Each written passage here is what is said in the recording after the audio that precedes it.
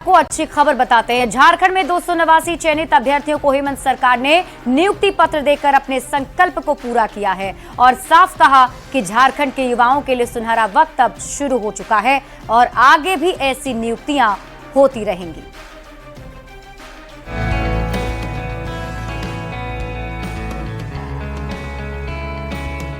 झारखंड के मुख्यमंत्री हेमंत सोरेन ने मंगलवार को नगर सेवा संवर्ग के 289 चयनित अभ्यर्थियों को नियुक्ति पत्र सौंपा। साल 2025 में राज्य सरकार के द्वारा ये पहला नियुक्ति पत्र वितरण समारोह था। इस मौके पर वित्त मंत्री राधाकृष्ण किशोर, श्रम नियोजन मंत्री संजय प्रसाद यादव और नगर विकास एवं आवास मंत्री सुदिव्य कुमार सोनू मौजूद रहे। हालांकि सीएम हेमंत सोरेन के अस्वस्थ रहने की वजह से उनका संबोधन नहीं हुआ। वहीं वित्त मंत्री राधाकृष्ण किशोर ने इस अवसर पर कहा कि ये आपकी शुरुआत है, अंत नहीं। जब रात है इतनी मतवाली तो सुबह का आलम क्या होगा। जब पहले वर्ष में हम इतना आगे बढ़ रहे हैं तो अंतिम जो 5 वर्ष होगा कार्यावधि का, वो कितना खुशहाल होगा, इसकी कल्पना लोग।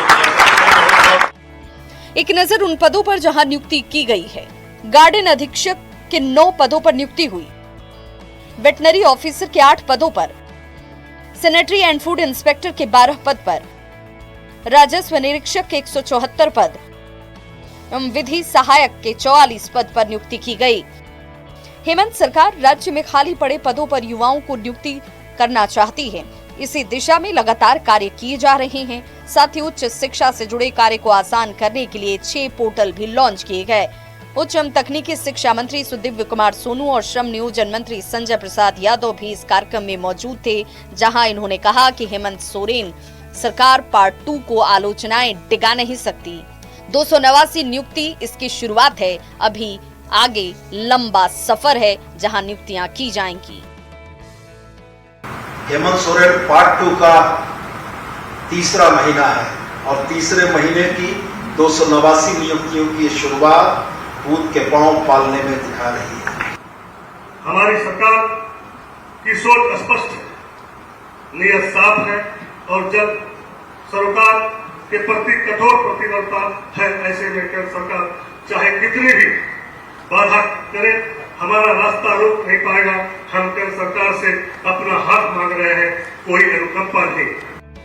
हेमंत सरकार ने राज्य के विभिन्न विभागों में रिक्त पदों को भरने की दिशा में कदम उठाना शुरू कर दिया है और ये सिलसिला लगातार चलता रहेगा, क्योंकि सीएम हेमंत सोरेन उस उद्देश्य को पूरा करना चाहते हैं जिसके लिए राज्य का निर्माण हुआ था। रांची से न्यूज़ 18 के लिए अविनाश की रिपोर्ट।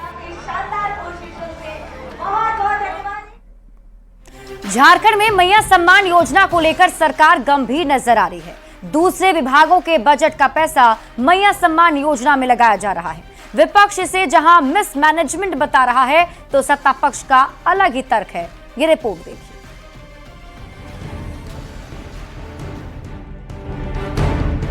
झारखंड विधानसभा का बजट सत्र 24 फरवरी से शुरू होने जा रहा है। ताजा वित्तीय वर्ष 2024-25 में दूसरे विभागों की राशि मैया सम्मान योजना में खर्च करने की तैयारी कर ली गई है। वित्त मंत्री राधाकृष्ण किशोर का साफ कहना है कि जो विभाग अपने बजट की राशि को खर्च नहीं कर पाएंगे, उनकी राशि मैया सम्मान योजना में खर्च की जाएगी। वहीं पॉलिटिकल एक्सपर्ट्स भी मानते हैं कि सरकार के पास जनता से किए वादों को पूरा करने के लिए कोई दूसरा रास्ता भी नहीं है।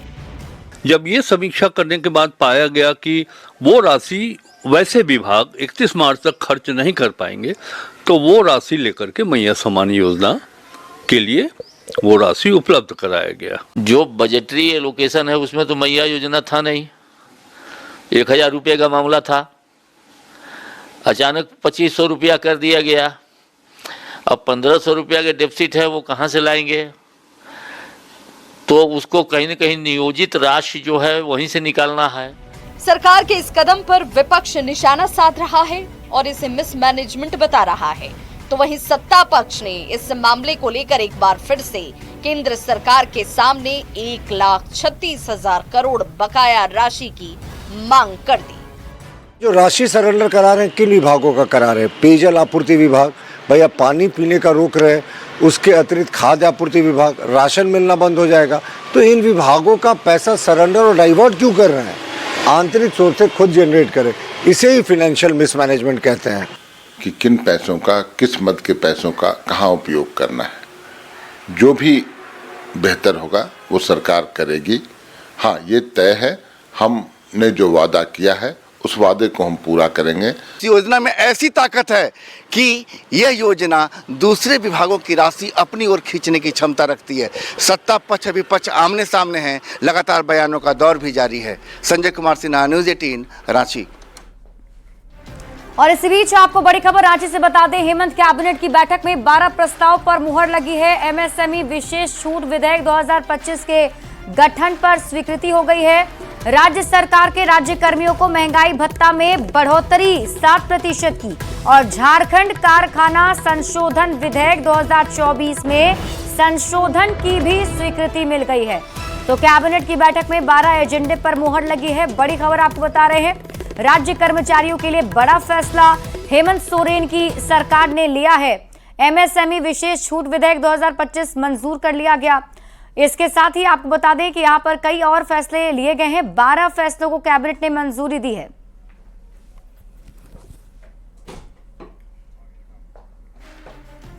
वहीं सीएम हेमंत सोरेन ने उच्च और तकनीकी शिक्षा से जुड़े 6 पोर्टल लॉन्च किए हैं और इस दौरान रांची के विज्ञान भवन में नव परिवर्तन केंद्र का भी उद्घाटन किया गया है। रांची विश्वविद्यालय के नए कैंपस का प्रेजेंटेशन किया गया। उच्च शिक्षा विभाग में काम को आसान करने के उद्देश्य से 6 पोर्टल की शुरुआत की गई। उच्च एवं तकनीकी शिक्षा मंत्री ने कहा कि अब आवेदन फाइलों में धूल नहीं फांकेंगे। ये पोर्टल यूजर फ्रेंडली होनी चाहिए ताकि किसी भी दिक्कत का समाधान भी ऑनलाइन हो सके।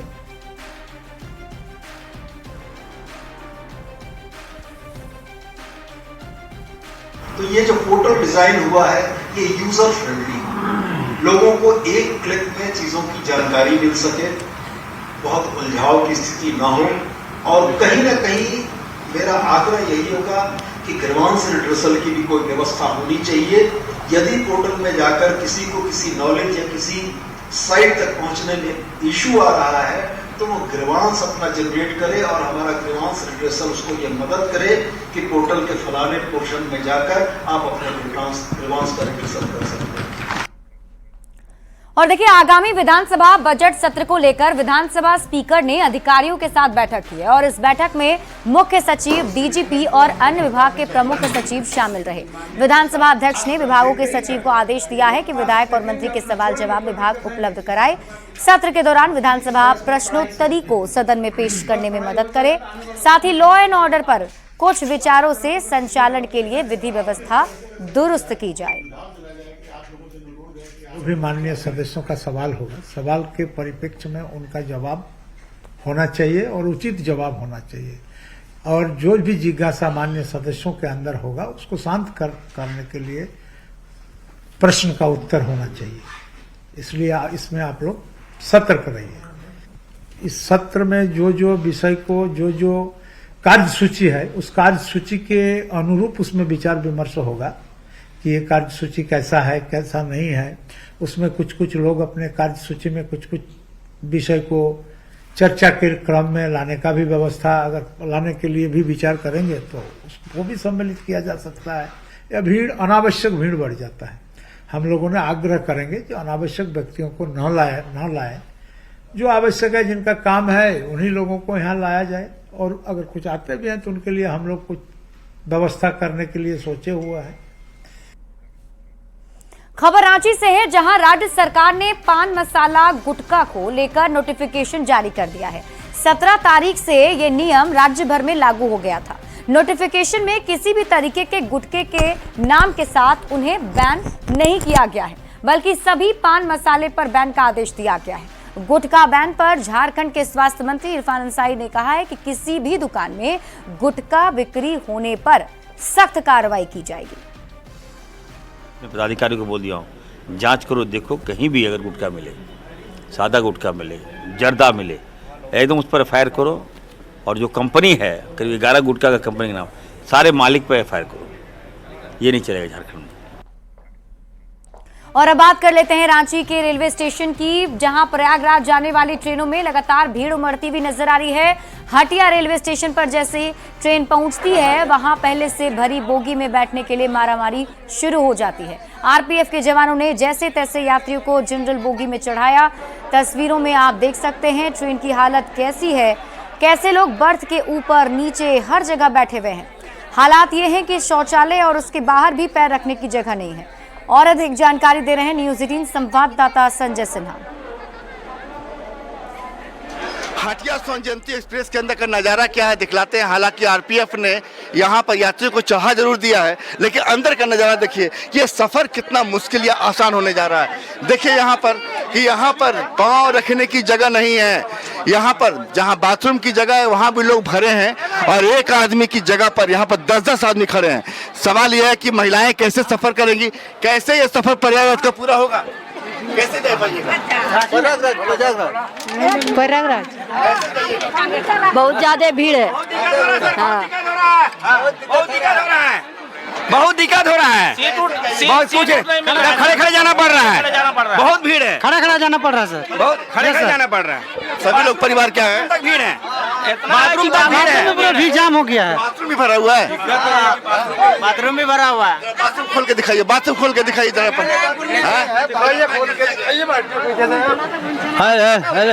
हेलो हेलो हाँ पूरी पूरी बाथरूम को भी पैक कर दिया गया है, लोग अंदर बाथरूम के अंदर भी हैं। और ऐसे में आप समझ सकते हैं कि ये सफर प्रयागराज का तकरीबन 12 से 14 घंटे का है। ऐसे में जब लोगों को शौच की जरूरत होगी, कैसे लोग जाएंगे?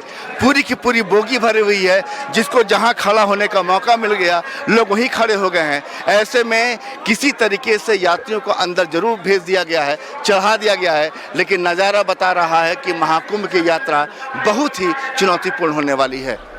संजय कुमार सिन्हा, न्यूज़ 18 रांची।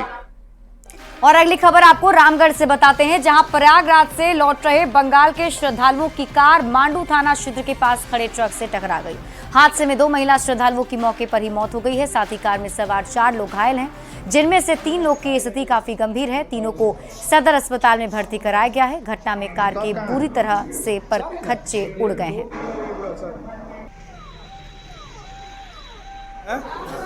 2 आदमी डेथ की है।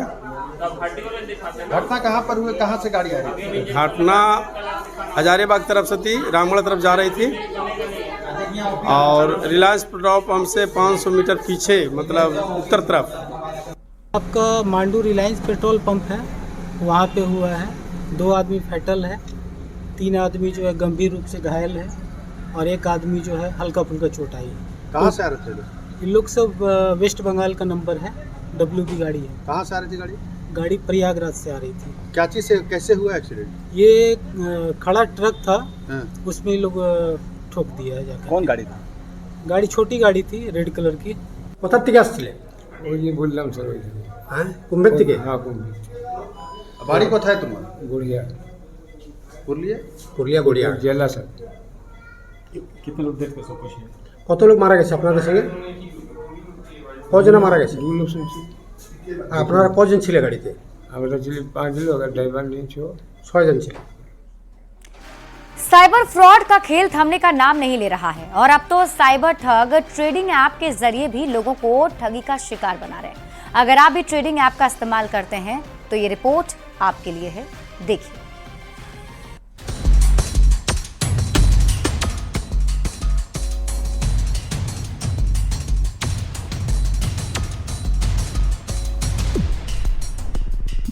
इन दिनों शायद ही ऐसा कोई शख्स होगा जिन्हें साइबर ठगों का कॉल नहीं आया होगा।